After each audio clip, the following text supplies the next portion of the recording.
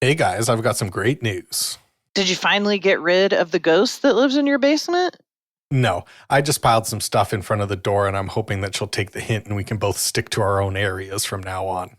But the North American Friends Movie Club has a new sponsor. Fantastic! I can finally afford to get the kite part for my kite. Oh no, Brent. Have you been trying to fly a kite without the kite part? Yeah, I've just been standing outside with a really long piece of string on windy days.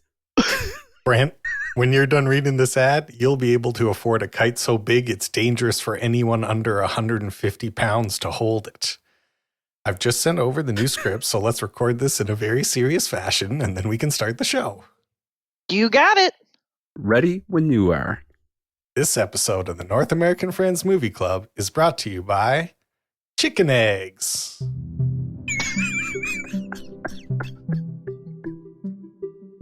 Yolk crystals.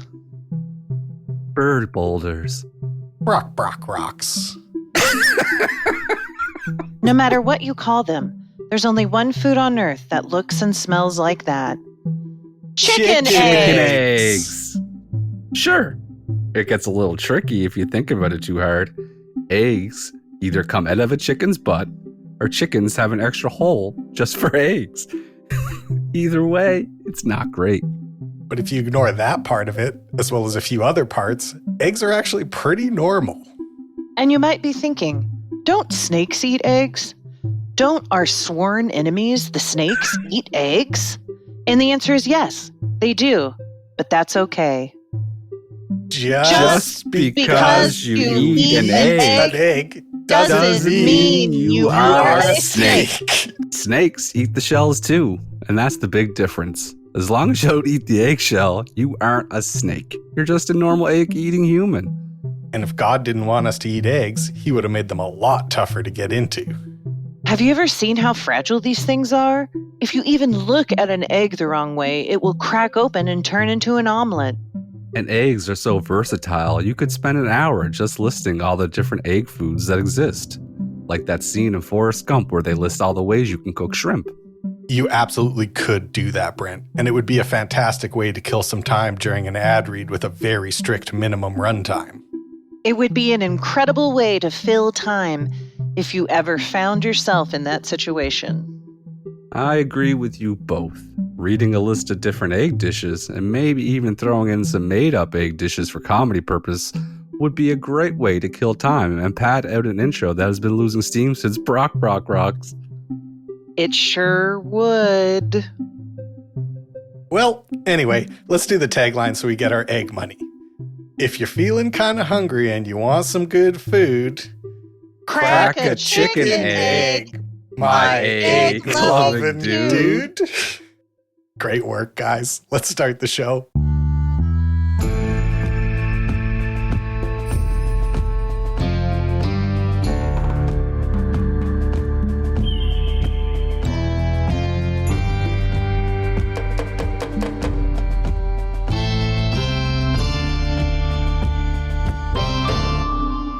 This is what it sounds like when we do a podcast. We're currently doing one. This is the North American Friends Movie Club. And you might notice something about the name of our podcast, and that's Friends comes before Movie Club. So I got to ask my two friends for the new month, how we doing? I'm doing great. How are you doing? You know what? I'm doing pretty good too. Good. My sleep's been, I've been really bad at sleeping this week. The last time I talked to you, you had gotten 90 minutes. So Yes, before our last episode, I barely slept, and then it took me way longer to edit on Wednesday night than I expected. So I was up till 6 or 7 in the morning, slept a little, and then last night I got about 5, solid 5. you sound a bit chipper. You sound more energetic than the 90-minute Nate. You know, I'm about 3 times as rested. Still not 100% rested, but 3 times as rested as I was last episode. So, I'm doing pretty good. And you are continuing your workouts and you shower after those every day. As we discussed, yeah, I worked out last night. I stayed on the treadmill the entire time while I watched the movie that we're doing today, in fact. Oh my gosh. That's the way to do it. Good job. And I found myself, I was gripping a lot because at the end of the day, at the end of the session, when I let go of the treadmill bars, I was like, oh, I was gripping these things real hard while I was watching this movie. Because it's all about hand strength. It's all about gripping. And I was, I was living vicariously through the mountain guys. Oh, let's not talk about it yet, though. Yeah, you're right. How are you, Brent? I'm pissed off, to be honest with you. Oh. Uh-oh. I'll get to the pissed off thing in a second. At us? At Nate and I? Or someone else? No, I love you guys. You guys are like my Okay. brother and sister. I'm the brother. Yeah. Just a quick update on the zombie game I play that my truck got stolen in. I was going the other day and I got shot in a farm like a fucking mule with diabetes. I was bled out and died. Oh. I just died and I was pissed off and I was like, whatever. Do you not normally die? Well, I die. You die a lot. Okay. But all the progress saves on the server, so you can just respawn in. So on my way back, I run into a human player, and I'm dying because I don't have anything to eat. I do have a chicken on me, but I can't cut up because I don't have a knife. But you're shot? No, this is after I got shot. I had to start over again. Oh, okay. I was trying to make my way back to the base. So normally we kill each other, but this is kind of early on in the game, so we didn't really kill each other. So he waved to me, and I waved back, and he gave me a knife. And I was like, wow. Could he see that you needed it? No. He just dropped a knife and said... Did you notice his username? No. Are you guys going to collaborate? No, you gotta let me finish this part. Why I won't collaborate with this man. Oh, I'm so sorry. So I took the knife, and I said, that's very nice. So what I did, I didn't really have anything to give him. I gave him a gun I didn't have any bullets for the gun, this type of gun. So I just gave him the gun, and he waved and I waved. He picked the gun up, and then he immediately had bullets for that gun, put the bullets in the gun and shot me. Yeah. I thought she's gonna shoot you. Yeah, it was my own fault. Stupidity, really, when you think about it. I gave the guy a fucking gun. But he gave you a knife first. He gave me a knife to cut my chicken up. Oh. And I thought he was being nice, so I was being nice, and then he fucking shot me, so he's an asshole. That's karma for him. That sounds Canadian. You're being too nice. It was an American, probably. Absolutely was. Here's why I'm pissed off. Here's what, it's really starting to bother me, and it's been simmering for 3 weeks now. Me and Melissa think that we have a new garbage person because he's not taking the garbage. So you don't have a garbage person? No, they show up and they put a sticker on it saying they're not taking it because I broke some kind of fucking garbage law or rule.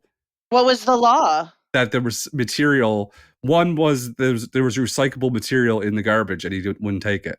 Oh, shit. That's very Canadian. Yeah. So I was like, I don't like that. Just take the fucking garbage, right? So the next week was garbage day and recyclable day. So every 2 weeks is recyclable day. So I put both out. I come home and I got stickers on both of these things. Like 5 bags that he didn't take. He didn't take either. I'm going to stare out the window next Thursday while they come. And I'm just going to stare out the window at them and make sure he takes it all. Mean mugging them. Brent's mean mugging the garbage. This is the problem. Rats have accessed the sides of the bin. They put holes in it because there's natural drainage there, and they just go in and buffs the hole. So I called and asked the guy for a new green bin. And he's like, well, we don't just give them away. We come pick them up and see if we can fix them. I'm like, this is not fixable. There's a wheel off it, and there's 2 holes in it. It's a rat hotel right now. I'm just having garbage issues. I'm having garbage issues this week. Just take the garbage. Take Brent's garbage, guys. If you want me to put compostable things in this big fucking green bin so the sun can beat on it all day and stink, then you can at least give me a new one when the rats break in. Yeah, that seems fair. That seems fair to me. Thank you. Okay, so I'm not crazy. I feel like they should turn it into mesh down there. There should be like a wire mesh that goes around the inside so that the rats can't bite through it.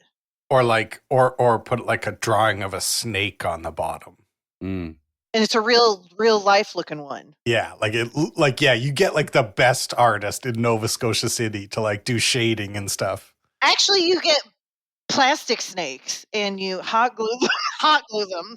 That was my next thing. Do you think if I put a realistic rubber snake in the bottom of it, it would keep the rats out? I mean, I don't think it's going to hurt.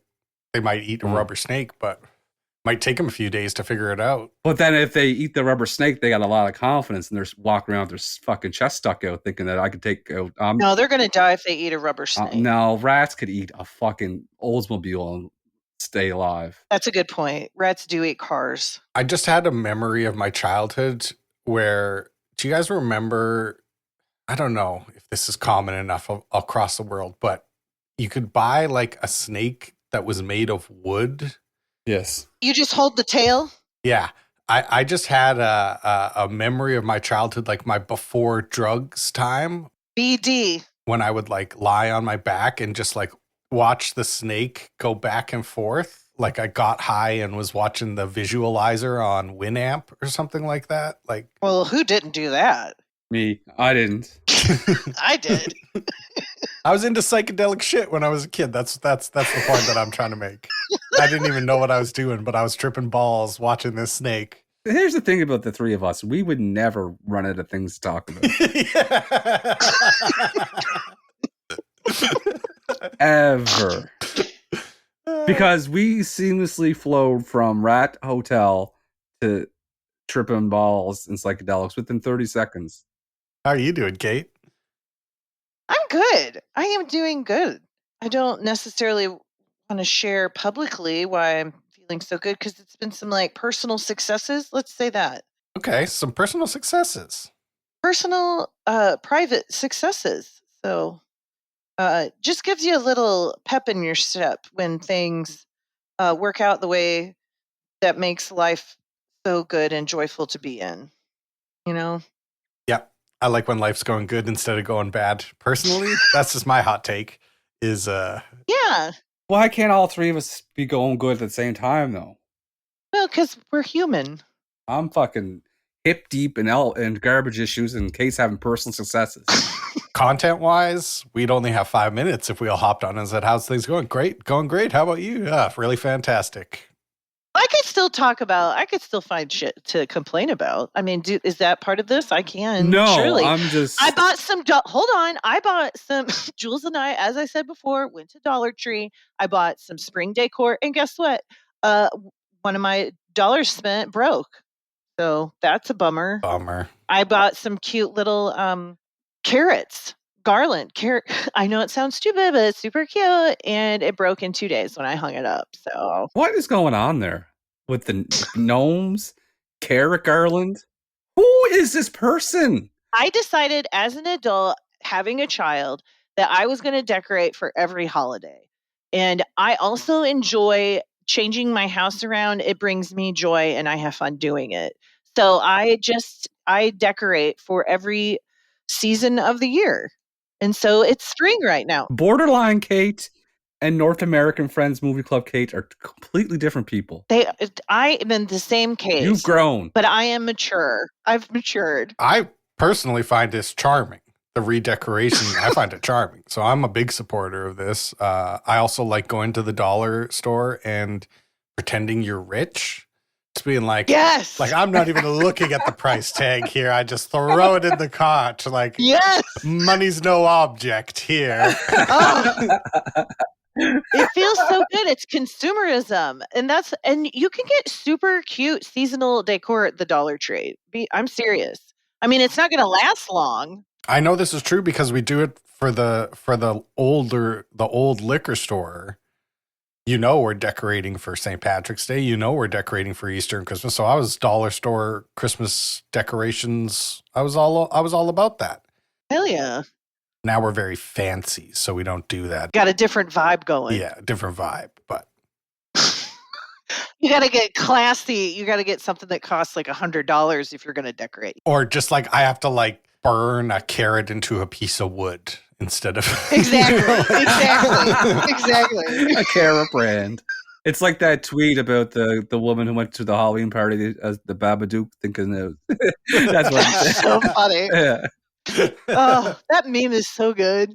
Yeah, that face. Speaking of the Babadook, why don't we let everyone know what movie we watched this week? It's a new month. It's mockumentary month. We're taking a look from behind the camera lens, stepping out to some real life stuff. And it was my pick the first week, and I picked the movie The Dawn Wall. So, Catherine, Yes. let the folks know what happens in The Dawn Wall. Okay. So this movie is basically about Tommy Caldwell, who was born a small, weak boy and did not learn to crawl until he was 2 years old. And his father was a bodybuilder, hot dude. And then, so his dad was also a rock climber, and he would take Tommy out to climb rocks as soon as he was very young. And so then Tommy just really gravitated towards climbing because that's what his dad did. And then when he was 16, he won a professional competition just walking on. And that kind of catapulted him into doing it for a career. And he ended up meeting a woman he fell in love with, who ended up being his wife, and 2 other dudes. And they decided to climb, because they were like hotshot climbers, this mountain range in Kyrgyzstan. And then they were kidnapped. And then Tommy ended up killing the guy, the last of the captors, and they were saved. And so then move forward, he and that woman he was with ended up getting divorced, and it was a very tragic, very challenging time for him. So he put all of his energy into climbing the Dawn Wall. And then the rest of the documentary is about him and his buddy Kevin over the course of, at first it takes years. It takes them several years in order to figure out how to even do it, because it's like literally just rock. And then they do it in 19 days. And Kevin has a really hard time. And at one point, we don't think Kevin's going to be able to do it. But then they both do it, and it ends. And it's a great documentary. And I'm so glad that Brent suggested it. The end. Well done, Kate. Well done. I think there's two things that we missed that we'll cover when we discuss our favorite parts. So why don't we go ahead and do that right now?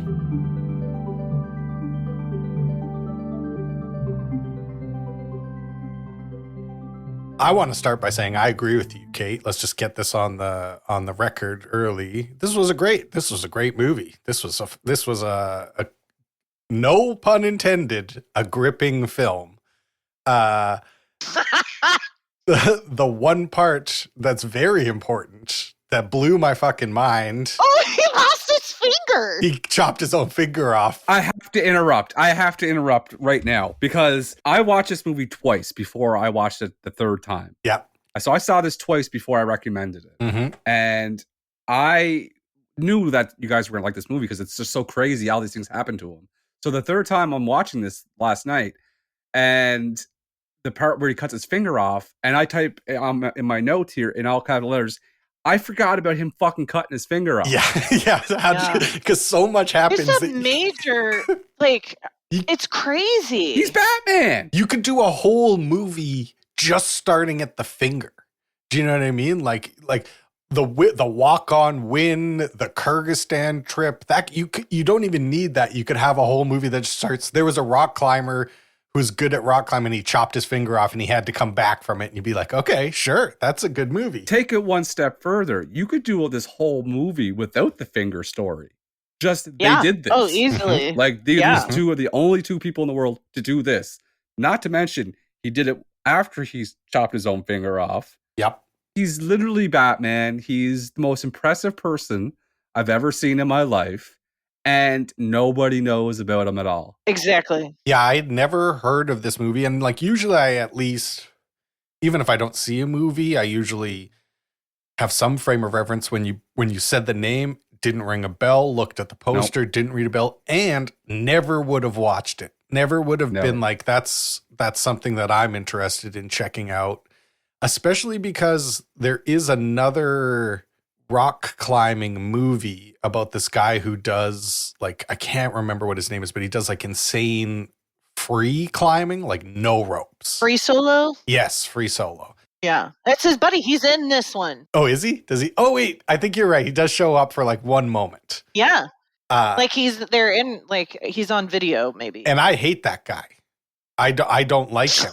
I don't respect him because there's something about it that's just like, it would be like if you had a friend who always stuck his hand inside a crocodile's mouth and then pulled it out real quick. Yeah. You're like, after a while, you're like, well, the crocodile's going to bite your fucking hand off, man. Like you got to stop. Did you see that documentary, Free Solo?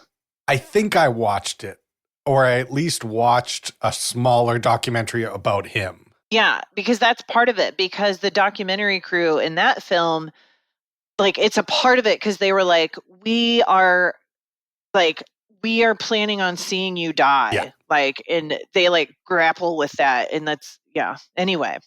So that would have turned me off for this movie. Yeah.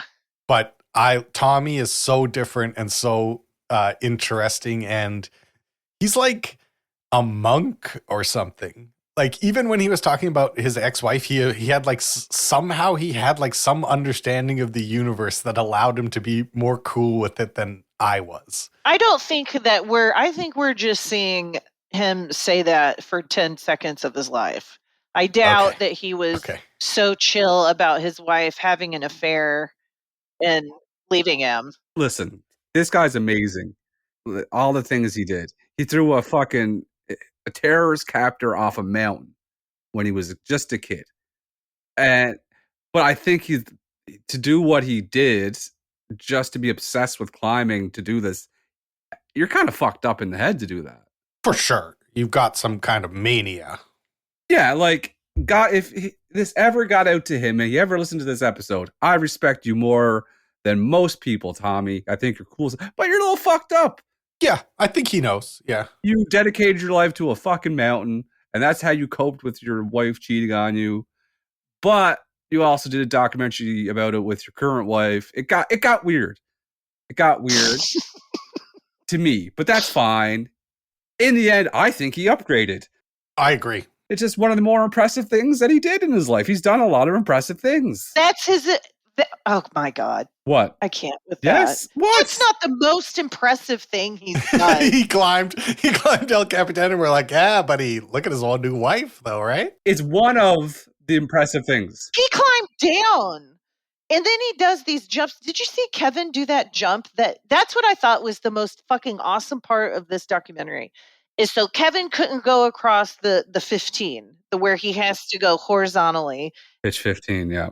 Pitch 15. And then the next one, so he finally gets across it. And then, so Tommy does this like one where he goes down and around, does a loop to get across instead of having to jump it. And fucking Kevin jumps it like it's no big fucking deal after he thought he was going to have to quit because he was holding Tommy back. It was just it was like watching Rocky. It was like, hell yeah. I was fired up when he made that jump. Fired up. The first time I watched it, I'm like, Kevin, I feel terrible for him. He's not going to make it. And then all of a sudden, Tommy gets to Wino Tower and is like, wait, not doing it without my bud. I'm like, this movie is fucking amazing. Tommy has a heart for sure. I mean, for him to be that kind of partner with Kevin, it's such a beautiful, kind of meditation on partnership. Like, they should show this in leadership courses. I feel like we're talking about this movie, and a lot of people, majority of people that listen to this have never seen this, or like Nate said, or heard of this movie. I think we have to just say, you have to go watch this movie. Yeah, I would recommend anybody watch this movie because of the human story. Like, it would be interesting for like a 20-minute YouTube documentary about climbing the thing. I would watch it. That would be fine. But the human drama of this story is so good, so compelling. Because even at that part when it seems like Tommy's not going to make it, and you kind of adjust in your mind, you're like, okay, well, hopeful, or when it seems like Kevin's not going to make it, you adjust in your mind and you're like, okay, well, seems like Tommy's going to do it, and we'll probably end this movie with him making it up and it being kind of bittersweet. And then he gets to that one plateau and he's like, I got up there and I just couldn't imagine finishing this mountain without Kevin. I'm like, that's a Bro, that's some Frodo and Sam shit, dude. Like, yeah, go back down. That's a man. That's a man. That's like us doing this podcast and Kate getting sick halfway through and say, I have to go. And you guys just finished talking about fucking Little Women movie without me. And then we're like, we start. So me and Nate are like, you want to give this a rating? And I'm like, no, Nate, we don't want to give it a rating. We're not finishing this movie and this podcast without our brother Kate. Yeah, we fly to St. Louis. Yeah, I'll belay her, and then we belay her, and she's next thing you know, she's on Wino Tower with us, and we finish talking about Little Women together. Nice. Exactly. The first time this man had sex was on the side of a mountain. Isn't that crazy? I mean, this guy is nuts. Like, no wonder. Is that Brent? What a great point. Is that why? And he lost his virginity to his wife. Or that's what it sounds like. Oh, for sure. Do you see that little nerd? Yeah. He was. Exactly. And then he goes back to a mountain after he gets divorced. Like, this is what Nick and I always say about psychology. It doesn't take a rocket scientist. Like, people make the same, like, you can see anyway. That's crazy. I didn't make that connection. He's always trying to have sex with the mountain.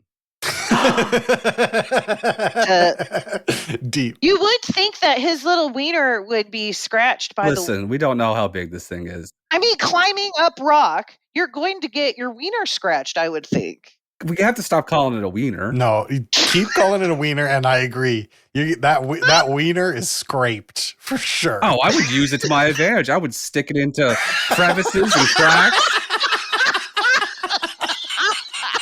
Anything for Brent always has to have an erection to save his life. He's like, we're not going to make it across. Just 1 second. Let me think of. I'm thinking about that one time I had sex on the side of a mountain just so I can get like an extra grip on the mountain. Yeah. Oh my God. You got to use everything to your advantage. You got half a finger. Might as well put half a fucking dick in there. That imagery is hilarious. It'd be so funny if that's part of the instructions.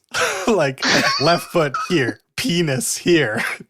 Left foot up, penis down. They are climbing flat rock straight up in there. Any little advantage against you and Mother Nature, you got to take. What if your penis could grip? Why don't penises curl? They should evolve to curl, and then there could be some gripping. We do enough fucked up things with the current state of our penises. If we can start using it as a tail and gripping things, listen, you don't want that. If anyone could do it, it'd be Tommy. Oh, Tommy Caldwell. Oh, yeah, he'll be practicing at his barn and his house. That's another thing I didn't like about him. This is why I think he's a little fucked up. He wanted to practice that move that Kevin was doing. You said, Kate, the jump? Yeah. And he said, I set up this thing on my barn. I know, it's so stupid. If you're going to do it, at least do it high in the air. No, that was when I saw that, I was like, he's not crazy. Because he... like it literally in my head, I was like, oh no, he's crazy, but he's not crazy enough. There's science behind this. He's still a thinking man. He's wise. He put it close to the ground for practice. Because that's also what I liked about this film is that they explain rock climbing so that we can understand how challenging it is and that it is like the way Kevin was talking to him about going across the 15 and like his feet and then they do that short vignette where I think it's Tommy or Kevin talking about how your hand goes here and then it goes down and then it goes back up after your foot goes here and then this, how little and how like choreographed all of that is insane. It's fascinating. Much like the nuclear reactor, it's a seductive and detailed dance. It definitely is. Delicate. It definitely You don't want to fall off. Seductive and delicate for more than anything. We would not conquer the first pitch. I think we can all agree on that. Hell no. It's too much. Like, these guys are robots, I feel. And what? How do you go about your life where you just say, fuck it, I'm going to live off the side of a mountain for 3 weeks? What do they do for income? Tommy's sponsored. He has to. Tommy is sponsored. Yeah. And Kevin must be too. By who? Black Diamond is one of them. Because you see Black Diamond everywhere, like on his bag. And Well, how do I do this? But why are we not sponsored by Black Diamond? get really good at something. We are really good at something. You got to get up over 10 feet before they give you a sponsorship. You gotta start bouldering. Could you imagine that's like your life? Like, I'm just gonna go and scout out a mountain for fucking 6 months. Or like even in the off season, I'm just going to hang off the side of my barn and jump from one thing to the other for 6 months. Like, And yeah, what a patient wife he has. Could you imagine if Melissa pulled up and I'm jumping side to side off the barn? No, because your arm would fall off or something. Could you imagine, Kate, you're just trying to like go to sleep at night and Nick is fucking counting his carabiners and there's 1,000 of them and the clanking of the metal clink, clink, clink. and you just want to sleep and he's like, no, babe, El Cap, it's important to me. No, I would never. No, that kind of man is probably not interested in the kind of life I'm wanting to live. Oh, Miss fucking fancy float down the river with a mimosa. Yeah, of course not. He's not getting appies. The only thing you're climbing is fucking over to the cooler to grab another one. No. No, I am an active person. All right, pickleball. Slow down. What's wrong with pickleball? Nothing. Don't disrespect pickleball. I go on hike. I ride my bike. You can't say you're anything like Tommy Caldwell right now. This guy's a No, fucking... of course not. No, no, absolutely. I do think I do think that he is an attractive person No. because of I was thinking about this, that I wanted to talk about this, that like there is nothing sexier than athleticism, Sure. right? Like you could look like Tommy Caldwell Mhm. and you're a very sexy man. Like Kevin's got a face, right? And he's a very I'm not into these men. These men are out in the world and I'm not giving them a second look. And then I watch this documentary and I'll have your babies. Like I get it. That's part of it. Listen, we love bravery. We love expertise. We love flexibility and strength. These men, they embody all these characteristics. They've got it all. They're fertile as fuck. We got to get these guys on the podcast. We got to get a call out to the side of some rock somewhere where they're fucking hanging, pooping off the side of a thing. Oh my God, that was hilarious. I just let it go. Would you? Yeah, I was thinking. Hell yeah. I was genuinely surprised how respectful they were. I'm like, oh, they keep the pee. I would be letting that pee fly. But they came down with a bottle full of pee. Like, that's very respectful of them. That is very respectful. The image of a bunch of people in the meadow using telescopes to look at Kate taking his shit off the side of the mountain is great to me. That's good. That's good. Let's see my brain. I had a question as parents. That part where Tommy and his dad go to watch the climbing competition and Tommy just enters the open public competition and crushes everybody so bad that they invite him to participate the next day at the professional climbing tournament. And then he wins the professional climbing tournament, dunks on all the professional climbers. As a parent, how do you guys think you would be feeling if you saw your children accomplish something like that? I would feel like what I imagine it would feel like to grow a penis and have a boner. Like that is what it would feel like. Yeah. I can't even imagine how my soul would leave my body. Like it's like you're doing it. You know what I mean? But better because you don't have to do any of the work. Yeah. Like, well, what I was interested was like his dad was such a hot dog in the sense that like his dad was this mountain climber. He used to take Tommy, like ever since Tommy was like 5 years old, out to the mountain, put him through all the tough times. But he didn't seem cruel in any way. It seemed more like he really was a good person and a kind and supportive guy who just wanted to teach his son some perseverance, but not by being cruel. But a guy like that who's like, you saw those pictures of him when he was a young dad, like he was the cock of the walk. For sure. I was very surprised to see how like easy it was for him to just transfer that to Tommy. Because I would think that would have been harder for a guy like that who was the shit and everybody looked up to him. And then all of a sudden you have your 17, 18, 19-year-old kid and he's like on the cover of all these magazines. he was so cool about it and so supportive and so awesome. Like, I was like, this is an interesting family and an interesting guy. I think that is just like shows that Tommy Caldwell's dad is not a narcissist, and like we can all have nice things. The table is as big as we want it to be. And that is awesome parenting. And also, they probably don't talk a lot, right? Like No. he was like there's a picture they showed of Tommy at age 3 going across 2 high up rocks on a rope, like things that I can't imagine. And then that's why he's not afraid. I am the thing that bothers me about this movie is I am scared of heights. And this is impossible for me. I could never do that. I can't even hardly get on a ladder to the top. I just want to let you guys know that I just messaged Mr. Kevin Jorgeson on Twitter and told him we want to have him on. It's out there. Let the world do what I think that'd be great to have Kevin on. We could ask him. I want to ask a lot of questions about what it's like to be on the side of the porta potty or the porta ledge. And like, did they really have to use razor blades and stuff? I didn't think that was just for show. I want to ask him if he can show me how far his hands can get away from each other with the shirt off. That's such a strange way to say it. Like if he could take his shirt off and show me. How far can your hands get away from each other? make those doggies run. I'm sorry. How did we feel about Tommy sticking the nub in jars full of stuff? Smart. It seems to me like he's some kind of like he's in touch with a higher force to know that he needed to do that. It gave me some ideas to start doing that. With your foot? Yeah, sticking my foot in buckets of stuff. Yeah. Scorpions, broken glass, stuff like that. Yeah. And I like how they put shots of everything. They didn't just tell you, like, oh, he had a jar of sand. It's like, no, here's a shot of him sticking his nub in some sand and sticking his nub in some gravel. And beans. Beans.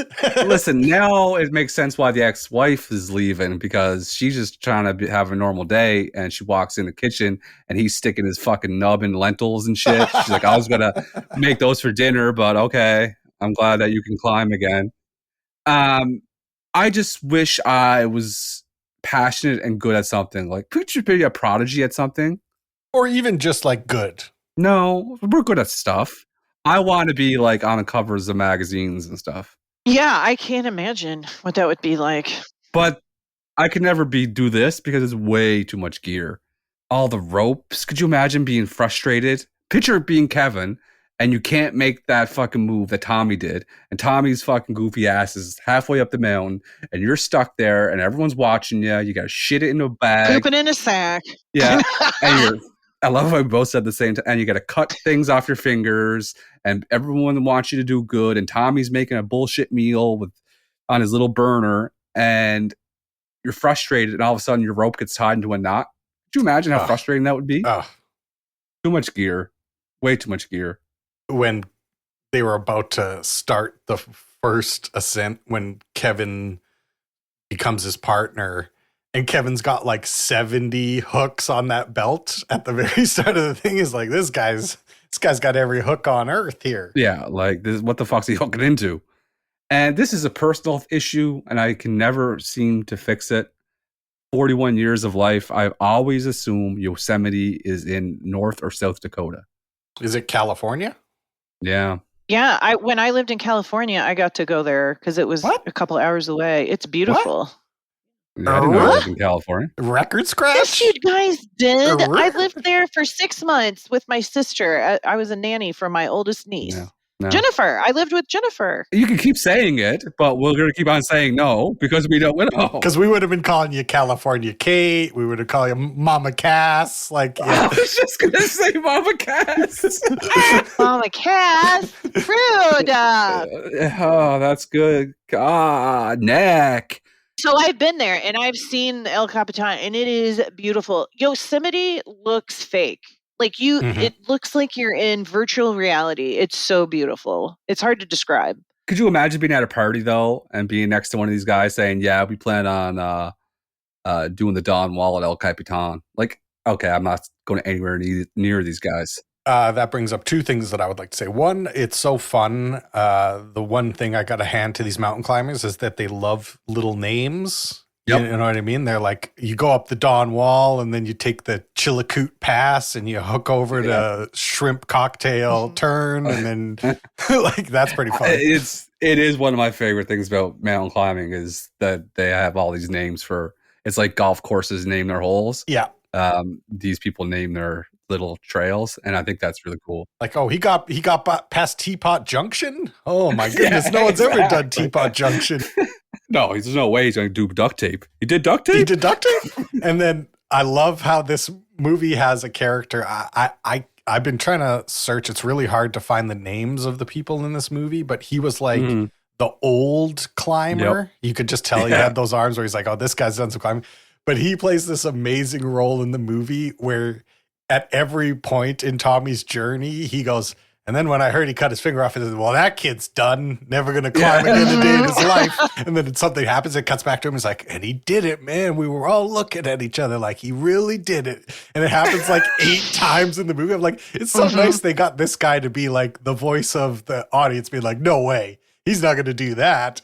He did him the whole movie. Like, it would have been funny if the mother at the very start saying, well, when Tommy was 2, his teacher said that he's slowly not developing right. And then it cuts to the old guy's like, well, there goes his climbing career. We were all saying to ourselves, this kid ain't never getting out of elementary school. He ain't going to be able to do it. We saw him on the jungle gym. He's not going to be able to do it. He couldn't get past River Pass on the jungle gym. He's not going to do it. My last note is at the very end, it talked about, and this is what made me laugh. They should have a Dawn Wall part 2. You see the part at the end where the guy that Tommy threw off the side of the mountain actually survived? No. Yeah, the guy, the captor. I saw this movie 3 times, and it's the first time that I've saw this part 2, Kate. The guy that Tommy threw off in Kyrgyzstan, the terrorist that bounced off the rock, actually survived and ended up going to jail. So Dawn Wall 2 should be about Tommy and Kevin going back to Kyrgyzstan and finishing off. Finish the job. Or they murder him? Yeah, murder the terrorist. Yeah, murder him. This is what Dawn Wall 2 should be about. On that note, speaking of climbing up, would you guys like to climb up 8 questions of the Dawn Wall? 8 questions. Let's do it. Absolutely. 4, 5, 6. Wait a second. Let me count. 1, 2, 4, 5, 6. No, 7. Wait a second. 1, 2, 3, 4, 5, 6. When 7. I watched Brent count, and I said to myself, "This guy's never going to finish counting." He never got past Optimus Prime. What? 1, 2, 3, 4, 5, 6, 7. Yeah, 7. That is very hilarious to be that the old guy doubting him every time. Yeah. His wife left him. Well, he ain't going to climb again. Nobody comes back from divorce in this game. That's fucking good stuff.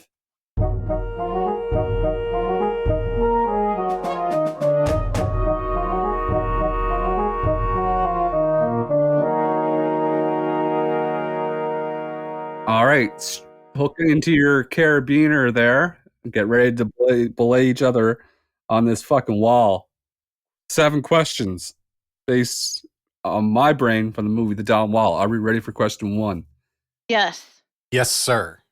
We talked about Tommy's dad being a cool guy, and it started the movie. It showed Tommy's dad holding the baby Tommy in his arms. Baby Tommy had a little sports jersey on. What was the number on the sports jersey? I don't even know the team. It wasn't a team. I'll even give you a hint. It was just a generic fucking just sports smoky brown shirts. Yeah, like it looked like a white t-shirt that people smoked around. The numbers you get to pick are 10, 11, 13, and 14. Baby Tommy, what number did he wear? Who goes first? Last week was Kate, so this week is Nate. I'm going to say 11. Okay.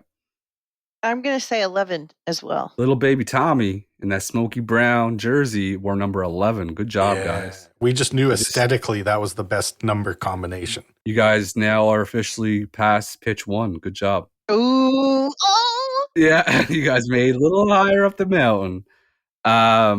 So we talked about how Tommy went to Kyrgyzstan for some reason. I still don't know really why. To do a climbing thing, I guess. And he got abducted in Kyrgyzstan with his girlfriend at the time. Kyrgyzstan is above what country? Carmen San Diego.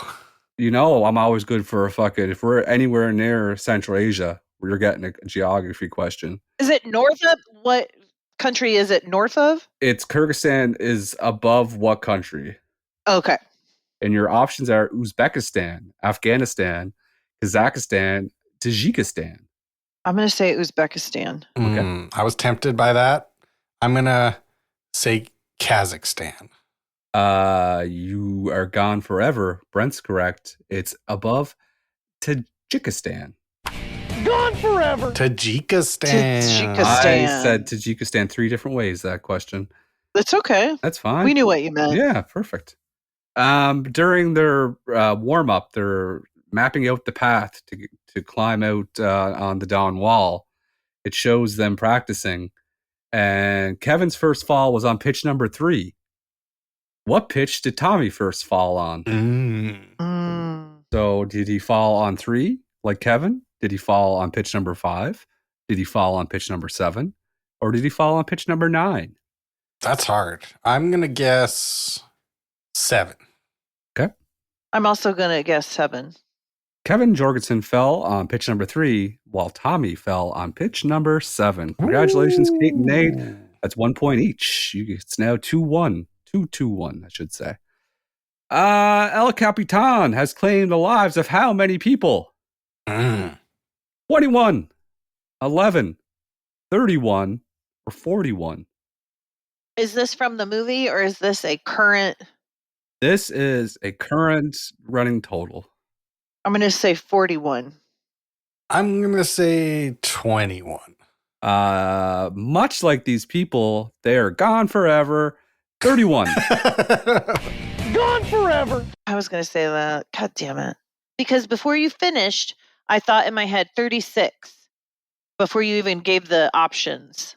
And then I rounded up, but I should have stayed with 30. Should have trusted your instincts. I was kind of in a hurry when I Googled it, and it said 31, and then in brackets it said 23, of which were climbers. And I just forgot to go back and read how the other 8 people died. Yeah, what was going on? Let me have a look over here. Yeah, those kind of things. Oh, no. Yeah, so 8 people have died that didn't climb the mountain, but that's kind of... Bear attack. Yeah. We talked about the pitch, the dyno, which was Kevin Jorgeson jumping. That the dyno was the hard one.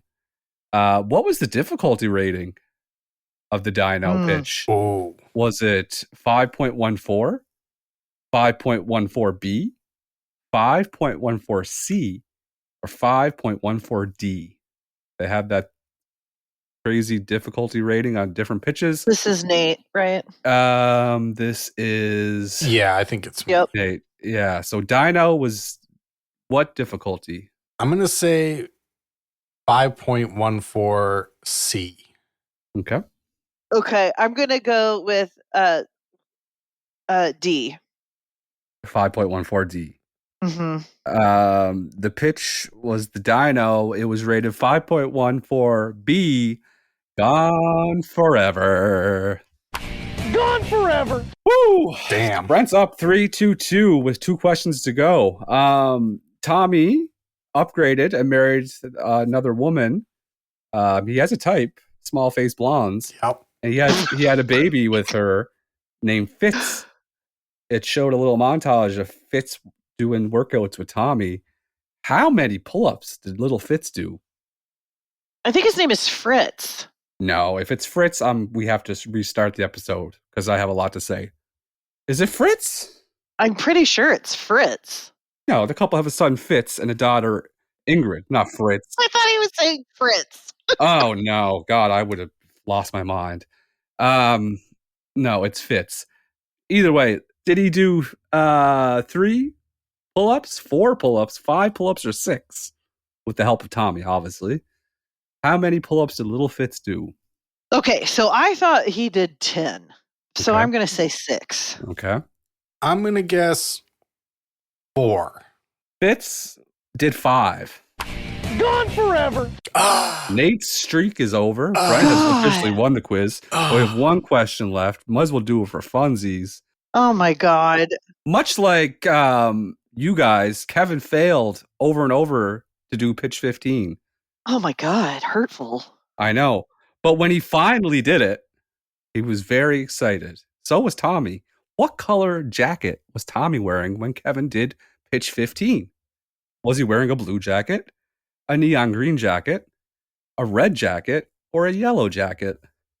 Neon green. Okay. I was going to say that too. Well, we might as well keep going and make that noise. Ah!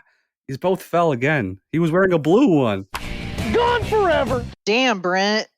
You really climbed our cliff. You just stood on our summit, bro. Yeah. And you guys are just another statistic that El Capitan claimed. Yeah. And I made it. You guys couldn't even make your asses up to Wino Tower. Losers. Yeah. Change that number to 33. Yep. Just claim 2 more. That's good, Nate. I'm going to make a quiz and I'm going to make it so hard that I win. Yeah. I'm just going to make it impossible to answer correctly. I fucking dare you, dude. Yeah, try it. See what happens. And then cut to the guy. He's like, when I heard her say that, I didn't think she could make a quiz that was that hard. And then she got the first 2 right, and I was like, no, maybe this kid does have a chance. Yeah, they just might be able to do this thing. And then she lost a hand. Do you guys want to give the Don Wall some ratings? No. Medals. Hell yes.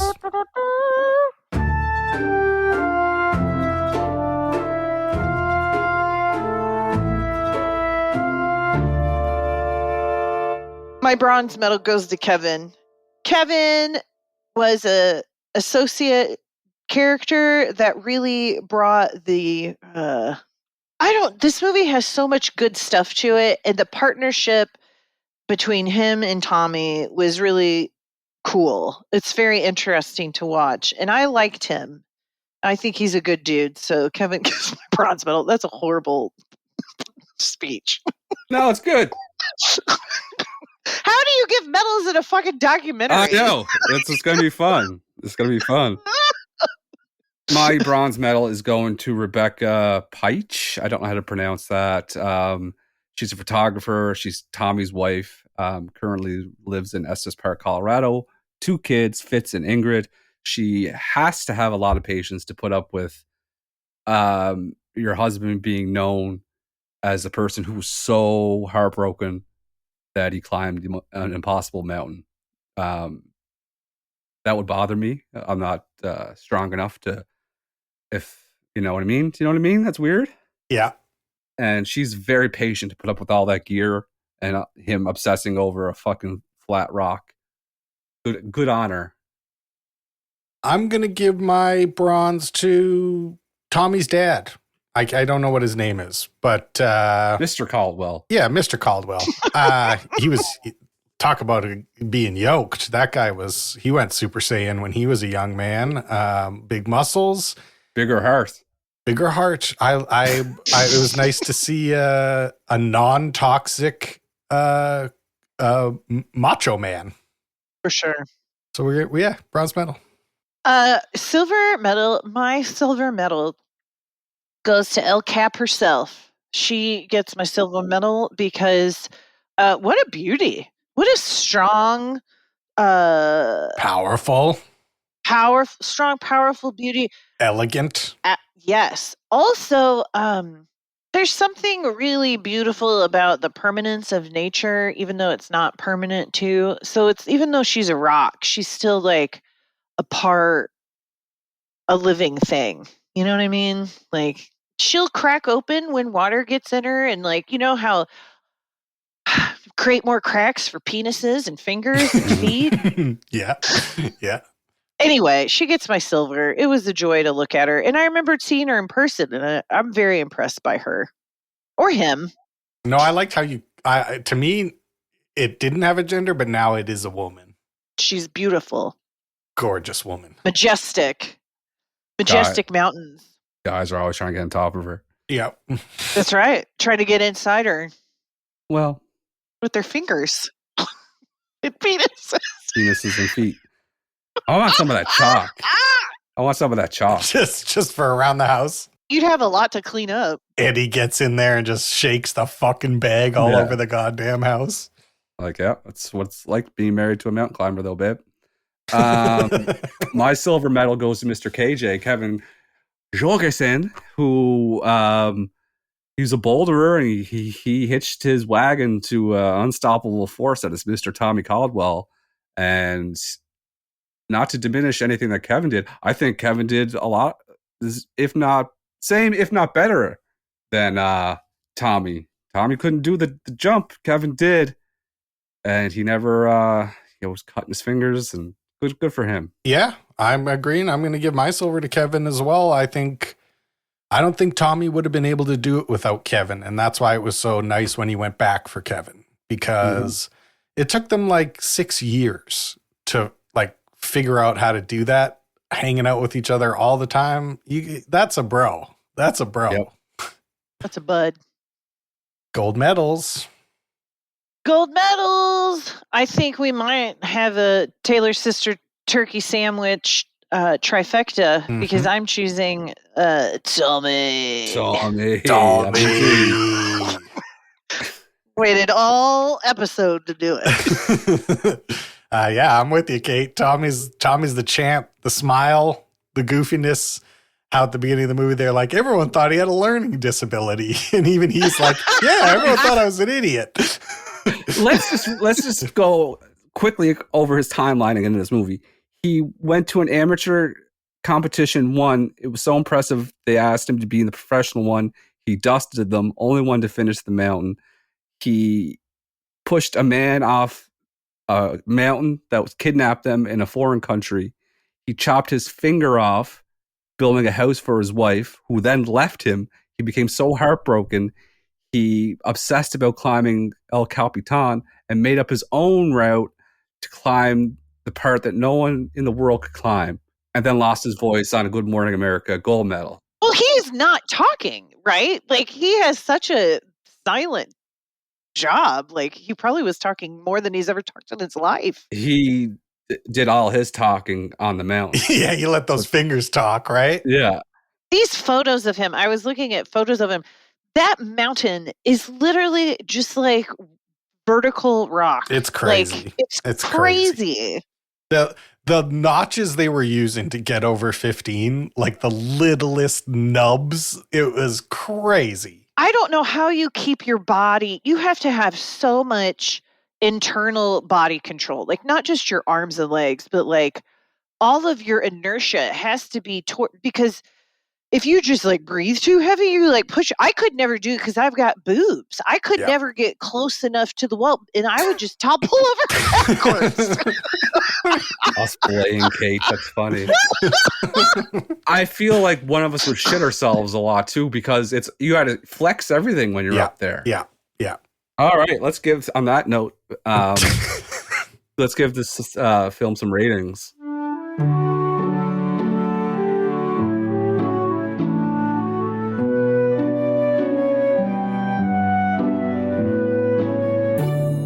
How about that screenplay? Yeah, it's gonna be so fucked to rate documentaries, but we'll have to we press on. Yeah, so what we'll do is we'll replace script with story. If it's a documentary, we'll say story. So if somebody told you this story, what would you rate this story out of 10? I would give it a fucking 10 because it's unbelievable. You can't write this shit. And even if you did write this shit, people would be like, whoa, let's break this up into a series of 3 films because this is too much for one movie. Mm-hmm. 10. Yeah, it's got to be. It's one of the craziest stories I've ever heard in my life, by far. Like, and that was such a delight during watching it to be like, I kind of thought we were going to get into a movie about how hard it is to climb, and then we went on an adventure that included Kyrgyzstan. So yeah, that's a 10. That's a 10. I brought your asses up and down a mountain, crossed the globe, infidelity. Yeah. Missing body parts. Father and son stuff, Frodo and Sam stuff. Like, yeah, this had it all. Yeah. Epic. So, and art direction doesn't really count in this either. So we'll say the cinematography, feel, look, style of the documentary. Yeah, how pleasing to the eye was it? How'd they put it together? And they got insane shots in this movie. I couldn't figure out how they were doing it. I was like, they must be recreating this. And then I realized what they did was they hooked up ropes at the top of the mountain and the cameraman rappelled down and filmed them from above and stuff, like hanging on ropes. That's wild. That's fucking crazy. And they only show one shot later in the movie where you see a cameraman like hanging on some ropes above him. I was like, that's how they did it. Holy shit. Can you imagine? I would be crapping. I wouldn't even know how to breathe. Like, that is terrifying. I can't even imagine. So I'm going to give, for the rappelling cameraman, 10. 10. Yeah, 10. 10 for sure. Here's where things are going to really fall apart for Tommy and the boys. The music in this documentary. What did you guys think of the music in this documentary? Well, yeah. Big whiff. Big whiff. A lot of songs about mountains that they could have done. They didn't play Like a Rock. They didn't do anything. Like a rock. And when Night Moves by Bob Seger, when they're climbing in the night, that would have killed. Like, come on. Sentimental moments. Ain't no mountain high enough. I mean, they had, the world was their oyster and they whiffed. 7. Wow. Yeah, I'm going even lower. I'm saying 6. Yeah, I don't blame you. I'll go 7. When Beth showed up at the mountain with her new husband, she's a bitch, she's a lover, she's a child. That's not the song. It's not an accusatory song. No, it's a song. yeah, you're right. I'm a bitch. She's a bitch. We have fun with mountain movies. Yeah, what do you give it, Kate? She gave it a 7. Oh, good job. This is a documentary film. That's all it is. It's just a documentary film. We're not adding any other adjectives. No, I don't like that. There's so much more to say about it than that. It's an adventure documentary film. 8. Oh my gosh, really? Well, they're saying it's a documentary film. That would make you. This is the movie that people you don't watch because it just seems boring. And if you read the description as a documentary film, they shoot themselves in the foot. It should say a disabled, war-vetted, fucking heartbroken man. that genre. Where one disabled finger. war veteran? Where did he go to war? Yeah, like he threw a fucking terrorist off a mountain. That's more than fucking. I'm giving it a 10. I'm giving it. Yeah, I'm gonna. This is a great documentary. I thought it was one of the best documentaries I've ever seen. One of the most interesting documentaries I've ever seen. Yeah, it's my favorite documentary of all time. So for rating it, it just says documentary film. It's a 10. 10. Yeah. 10. Okay. I give it a 10 too. Okay. Yeah. And this category is a little bit more up for interpretation, but I guess what we'll say is you have a friend that likes documentaries. Out of how much are you going to recommend this to a documentary fan who's never seen or heard of the Dawn Wall? Yeah, well, we just lived it. 10. Yeah, 10. It's fantastic. Yeah, I would recommend this movie to literally anybody. Even if you're like, oh, I'm scared of heights. I'm really scared of heights, and this was great. So am I. Yeah, this was great. You'll still be scared of heights after you watch it, but shout out to you guys know Scott, especially Nate. You know Scott. He said that one could say the biggest thing he climbed out of was despair after being heartbroken. Wow, Scott, time to start a new career as a poet. Yeah, I had to give credit. I don't need to break out the calculator for this one. It's very easy to add up. It's 10 plus 10 plus 10 plus 10 plus 6.6. This movie gets a 46.6. Ooh. Nice. Very good. Just imagine if they had even one good song. It would have been they would have knocked this one out of the park. We could have had a perfect score. Just one good song. You're right. But great pick, Brent. Great pick. Thank you. Thank you. Yes, so good, Brent. Like, really. I know. And I really hope people take the time and go watch it because it's really that good. I watched it free on Tubi. That's insane that there's such a thing called Tubi. I guess we better pick a new movie then. Yeah, who's going? Who's doing it? I'm ready. Yeah. Are you? You should go. I'm glad Brent clarified that it's documentaries and mockumentaries because I wasn't sure after the recording last time. I was like, did he say mockumentaries? I thought he did because I had an instant. I knew exactly what I was going to pick if mockumentaries were involved. It's one of my favorite movies ever made. I'd put this one top 10 of movies that I love. It is a 2003 comedy mockumentary. It stars Eugene Levy, Catherine O'Hara, Michael McKean, Christopher Guest, Harry Shearer, Bob Balaban, and a huge cast of characters. I'm choosing a movie called A Mighty Wind. A Mighty Wind. Never even heard of it. I have heard of it. I saw it in the theater until a man started masturbating next to me, so I had to leave with my best friend Kay. Jesus. What kind of life do you live? This is some Tommy Caldwell shit. We've literally learned this episode you lived in California and some guy jerked off next to you at the movies. If that happened to me, I would every episode when they say what's new, I would talk about, well, it's not like the day the guy jerked off in the movies next to me, but yeah, we told on him, and then Good. then one of the high school Poor kid. kids that works there. This was like in the afternoon too. He like chased after him with a broom. You got to do what you got to do. yeah. It was weird because there was hardly anyone in the theater, and I love Christopher Guest movies. So like Kay and I drove from Festus to the south to up into the city, and like it was having a day of it. And then we sat down, and then this guy walks in, and he wasn't very old, and the whole theater was open, but he sat right next to me on my left, Motherfucker. And then I was like, maybe he's just like kind of disabled or something. I don't know. And then not very long into the movie, I look and he has his dick out and I was like, oh my God. And I got Kay and I told her to look. I said, look. And then we got up and ran out. This is why we can't have the ability to grab things with it like you talked about earlier, because he'd be going for your popcorn with it and all that. Exactly why. Disgusting. Well, Disgusting. Anyway, so I'm excited to revisit it. I'm excited to revisit it with safe men. Yeah. Okay, well, I guess all that's left to do is say goodnight. Kate?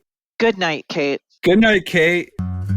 Finally, in the news tonight, the music world mourns the death of folk music icon Irving Steinblum. Steinblum managed the careers of the Main Street Singers, the Folksmen, and Mitch and Mickey. The only fitting tribute that we could come up with was a memorial concert. I'd like to think that Mitch would agree to do this, because I already said yes. We are so excited to be part of this project. Oh, absolutely. It's something of a challenge for me because I don't like folk music. Me too. Quick plug, Ola. I'm Mike LaFontaine, owner and founder of High Class Management. Whoops! I had a hit that you might have heard of, Hur är läget, lilla gumman, which means, how's it hanging, Grandma? Those are lights hanging up there? Yes, those are lights. Could they fall? And that's a ceiling above us. Excuse me, I must be full. It's like that wire. I see a wire. I see it. Oh! Mighty winds are blowing across the land and across the sea. It's blowing peace and freedom. I feel ready for a voyage on this magnificent vessel. I love Mitch. What if we see sailfish? But